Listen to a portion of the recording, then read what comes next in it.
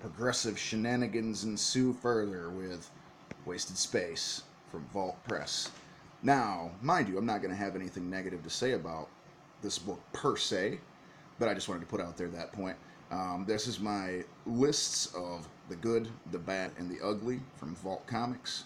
I'm trying to do the good for the most part first, the bad for the most part second, and the ugly for the most part last. I'll have recorded them all in advance and then just post them as I see fit. At the end of the week, I'll probably either do my top three and my top three good and my top three bad from them, or I'll just do one of the above, depending on if people are interested. If not, I won't do it at all. But this bad boy, let's just read it to you like I've been doing.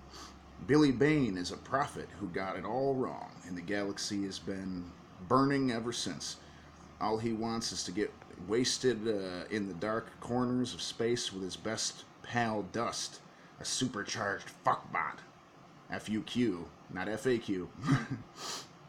But when a new prophet comes calling, I assume they're talking about Molly, the Molly Sue character. Billy is summoned to save the galaxy. He's at least partially responsible for destroying. Excuse me.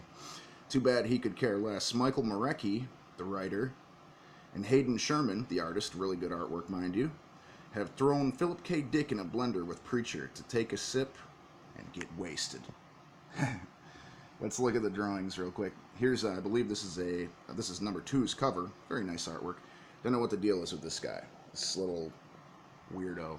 This is the Molly Sue character. This is our main guy. And this is his bot, which he has a male bot for some reason. Obviously the progressive agenda trying to tell people what to think, as it loves to. It's not about acceptance. It's about telling people what to think, which is where the problem comes into play. Everybody accepts everybody. Nobody has any issue with anybody. It's just when people start, trying to find a reason to be mad. But anyway, I don't really have a lot to say about that.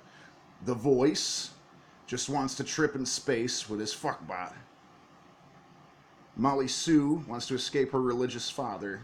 And there's a god baddie named Yam. Basically, that's a big thing. The visual design of like this kind of stuff is really good by Tim Daniel. Vault really knows what they're doing with an art direction. I like their color schemes. They look really good. They really have a good art direction for sure at their company. That is one thing that they are doing very well. I felt like their artwork was quite good on this book in particular. Mr. Sherman, you got a lot of skills. So Vault's not bad. Here's the first page where the dude's out in space and he's sort of explaining that this is him getting a flashback of this one right here. And he's sort of got some stuff going through his head. He doesn't want the responsibilities. He wants to shirk responsibilities. Here's the religious place. There's that Yam character right there.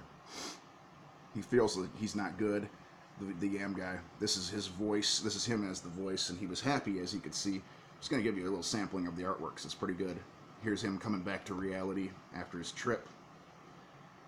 This dude doing his prostitute job to make money.